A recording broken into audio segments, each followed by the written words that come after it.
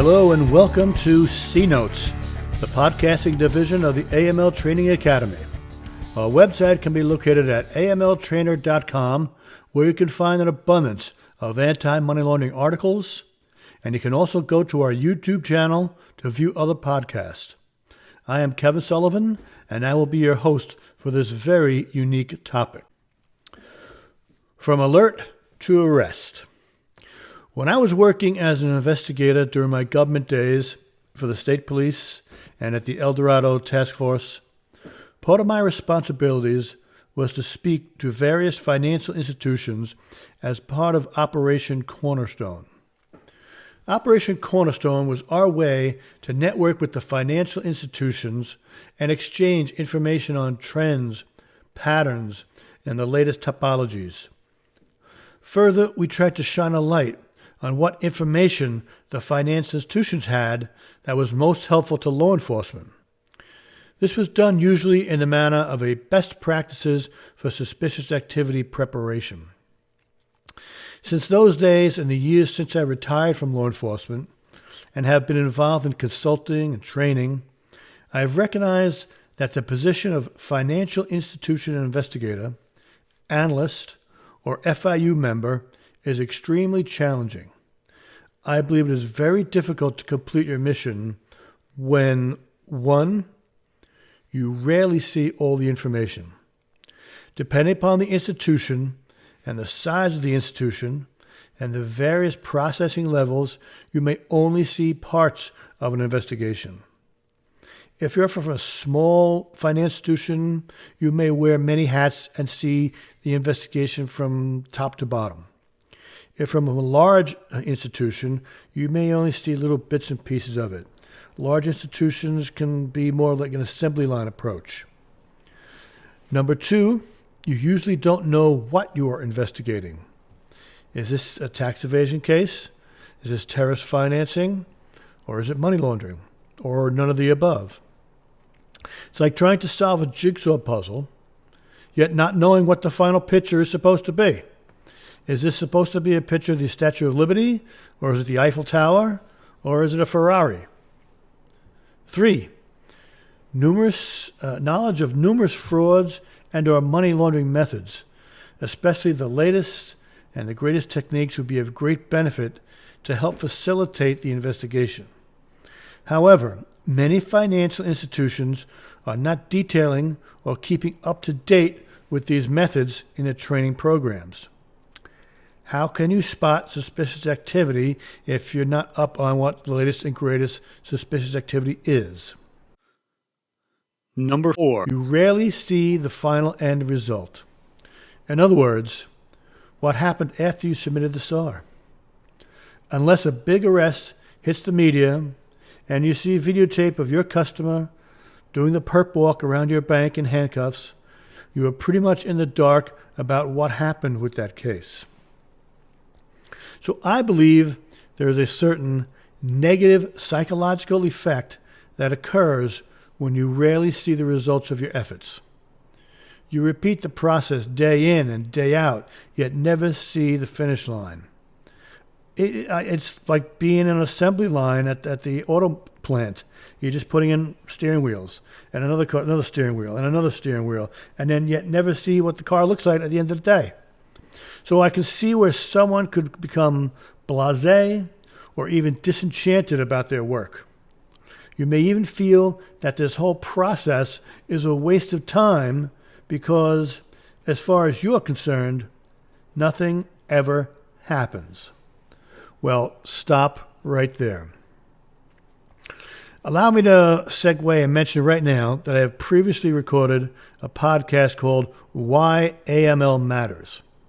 And that podcast should provide anyone with the understanding of the reason for the process and the motivation to continue.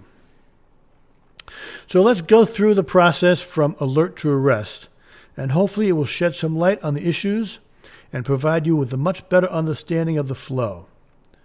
The more you understand, the more you know, the better investigator you become. So let's start with the alert. How did it end up on your desk in the first place? Let's reverse engineer the process.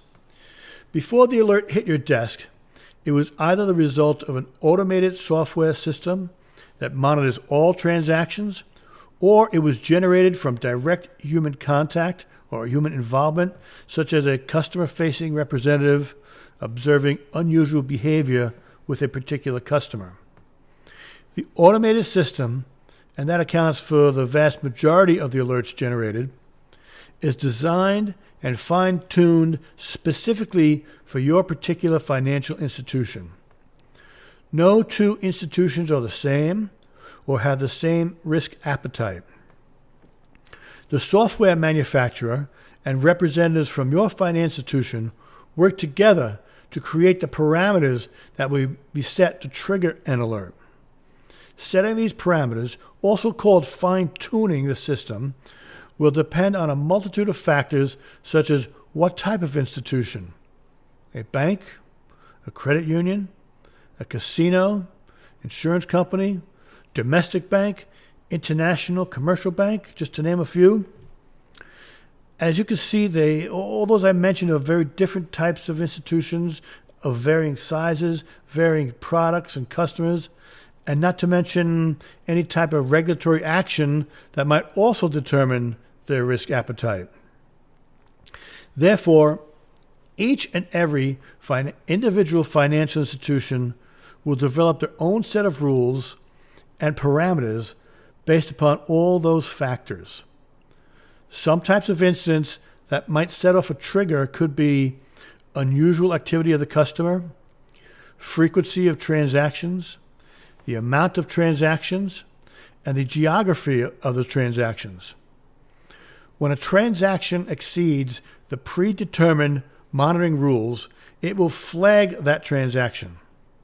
The next step is that transaction information sitting on your desk.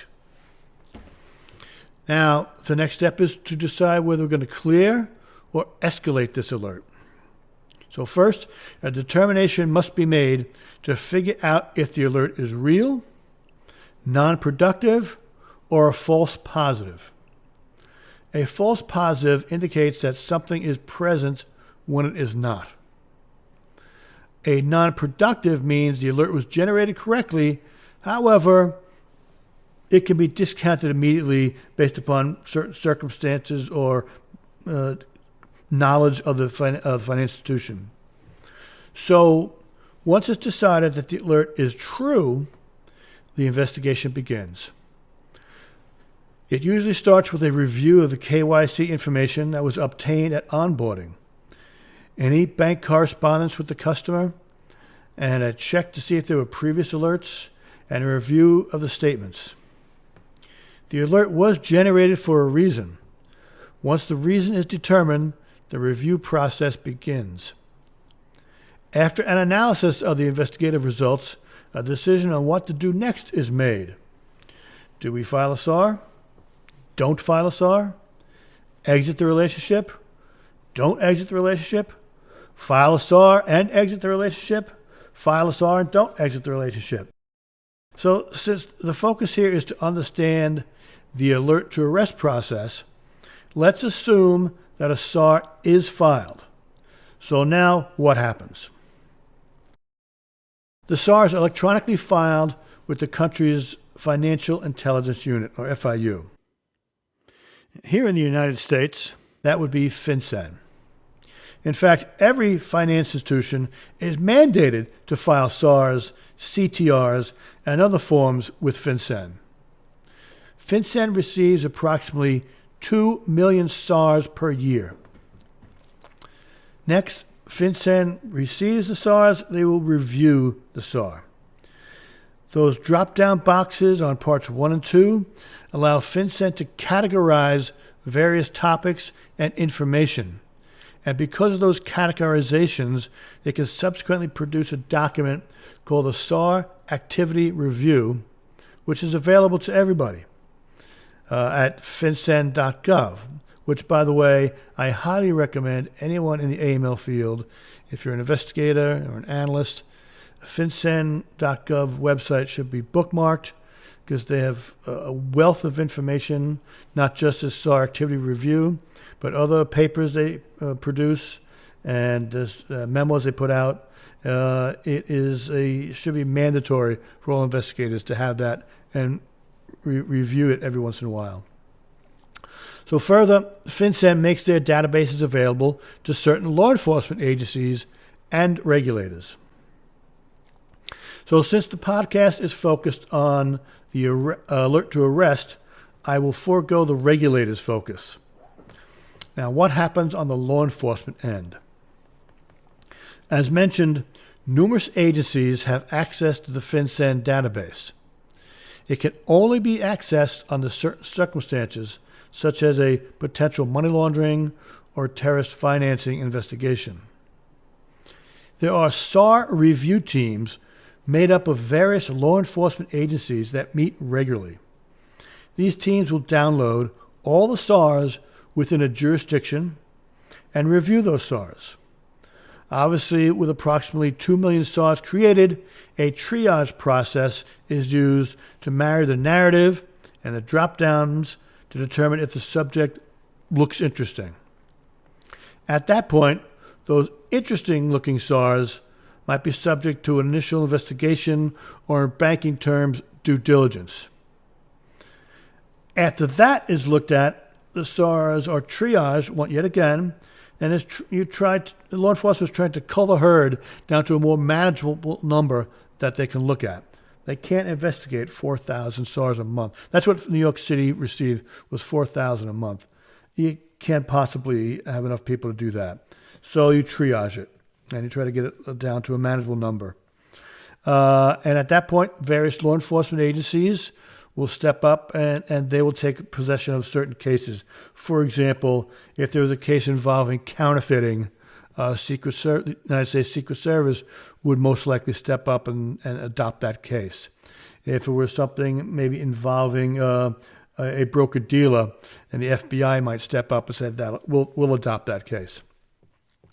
Something to keep in mind is, just because law enforcement does not choose a particular SAR to continue investigating, so it doesn't make our triage process, that does not mean that the SAR goes into some black hole never to be seen from again. That SAR will stay and then will remain in the FinCEN database. So what could happen if the SAR does not make it through to the final round? Why does that sound like American Idol? However, it certainly stays in the database. Perhaps at another time, at another location, another SAR is done by a financial institution.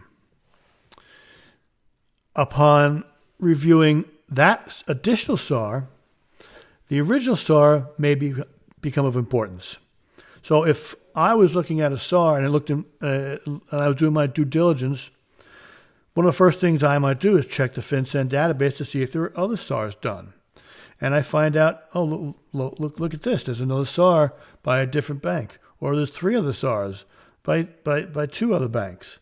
That might prove very interesting to me. I wonder what's going on here. That might spark the investigation right there.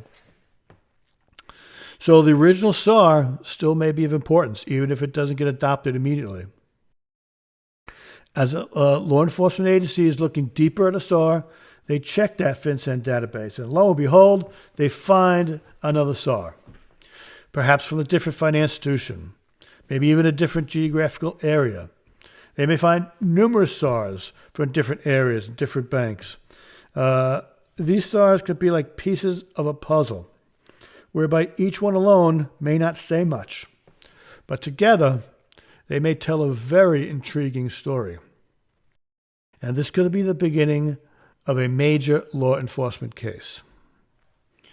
So next up for law enforcement, after reviewing their own databases, they may want more information from the financial institution. This may come in the form of a SAR Supporting documentation request. This allows law enforcement to obtain all of the documents created by the financial institution during the process of the institution's investigation without the need of a subpoena. So just to clarify that, if the financial institution has done an initial investigation and that investigation resulted in the filing of the SAR, law enforcement can request the documentation surrounding that investigation. It does not mean law enforcement can ask for 5 years worth of statements. It doesn't mean they can ask to get personal correspondence. It doesn't mean they can get safe box information. It doesn't mean anything else. It just means anything that was a result of that investigation. Now, because of that, law enforcement receives that information. Then they may decide, this case really does look good. Now let's get a subpoena, and we'll give it to the bank. So law enforcement may still send a subpoena to the financial institution, and probably will. If the case looks interesting, they most likely will, because they want to get all the other documentation evidence. And all that information will be detailed in the subpoena. And that'll be more comprehensive than a supporting documentation request. And by the way, as a side note, you should make sure that you have someone in charge of intake and outtake for subpoenas.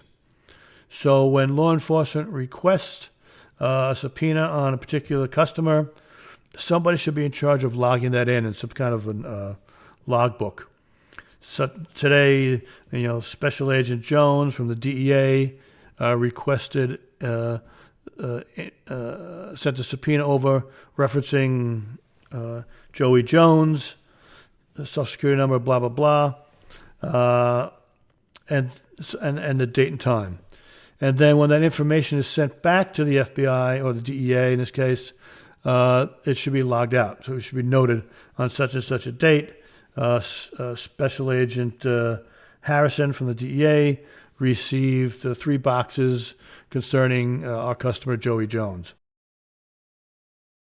Okay, another way to get information is something called a National Security Letter. And that's usually issued by the FBI or the Joint Terrorist Task Force. Very similar to a subpoena. In fact, for lack of a better, or I don't want to bore you with legalese, it's kind of like an administrative subpoena. It's signed off by usually the special agent in charge. And what it usually means, it gets immediate treatment by the financial institution, as it generally involves a possible terrorist investigation. And because it's a terrorist investigation, the bank does not want to dilly-dally with that. Normally it might take weeks for the bank to get back information in a normal subpoena, but for this could be a terrorist event. You don't want something bad to happen while you're off trying to get information. So bank gets it as quickly as they possibly can. So based upon the information contained in the SAR or SARs, law enforcement might begin or continue an investigation. Many cases have been based upon a quality SAR, which originated from an alert process of a financial institution. Now, because SARs are confidential, very rarely will law enforcement ever be able to tell you much about their investigation. However, it's important to note that law enforcement has made many arrests that were based upon a SAR which began as an alert. This is what was very difficult for financial institution investigators, because this is where they never see the end result. And they never know what's happening because law enforcement can't tell them. Law enforcement has confidentiality rules also. So they can't tell very much about the status of an investigation. And you may never know what happened in a case until months from now or a year from now. You see a picture on the front page of the paper of your client or your customer wearing handcuffs and doing the perp walk around the block of the bank as law enforcement takes him away. Then you realize that, something happened. Also, you may receive numerous SAR requests. And then you wonder, how come this customer is not being exited? Why are we keeping this thing opened? Maybe in a small institution, you may have more answers to that. In a larger institution, you may not know the answers to that. And generally, in a situation like that where you have numerous SARs done, that probably means that law enforcement has done something where they requested you to keep it opened. We call it a keep open letter. They'll send it over to you. It's usually signed by the U.S. attorney or the district attorney, and it says, please keep this account opened for X amount of time. And the reason for that is that we want to keep on following the case. We want to track it. And if we close down the account, we may not know what happens. The customer takes off, money moves, and it's tough to find again. So this way we could do a timeline. Maybe we can get pictures. Maybe get some photographs of the ATM machines, drive-thrus, all sorts of reasons to keep it open. We usually won't ask you to keep it opened if the bank is losing money on it. But usually in a money laundering case, we make you say, please keep it open. And you'll get that letter, which you can file, and then you have it. If in case the regulators ever come in and wonder why you didn't close the account, you can say, because law enforcement sent this keep open letter over to us. So there you have the basics of the alert to arrest process. So this is certainly not the only methods used in the process. And even within this framework, there can be multiple variations. However, this is, I hope anyway, I provided some clarity and understanding of the process and how the system works. Just think about something for a second. You know, how many major terrorist attacks have happened in the United States since 9/11? None. You've had a couple of wannabe terrorists, a couple of people have been radicalized online, but no major terrorist events. Why do you think that is? It's not because terrorists have given up on that fact. It's some outstanding police work has been going on. And the basics of that outstanding police work, in a lot of cases, has been outstanding financial institution work by giving us a heads up with a quality SAR. Many, many cases have been investigated as a result of SARs from financial institutions. It's unfortunate that law enforcement can't speak to you about it. They can't tell you about it. I understand why the prevailing wisdom is that nothing happens because you don't hear back from law enforcement. But I can tell you that they do look at this. The SAR is a very important process. I'd say a good 50% of all our cases came from SARs. So it's a super important process. When you think about it for a second, it's reverse engineering. Historically, law enforcement would make an arrest and then interview a subject and try to find out, okay, where's the money? Now, in this case, your financial institutions are telling us, hey, here's the money. Now we're trying to backtrack and find out what's the associated crime that goes with that money. So it's a very interesting process, and it works really well. And I hope that it continues. And don't be disheartened when you don't see the final result, because there's a real good chance that it's in the system. And if it doesn't hit a home run today, it might tomorrow. I'm sure that we're never going to know the answers to how many cases have prevented terrorist incursions, but I'm sure the number is a lot more significant than you think. Okay, that's a wrap. So please check my YouTube channel or iTunes for other podcasts, or my website at amltrainer.com to view other articles and to see when our next training dates are. And don't forget to order my book, Anti-Money Laundering in a Nutshell.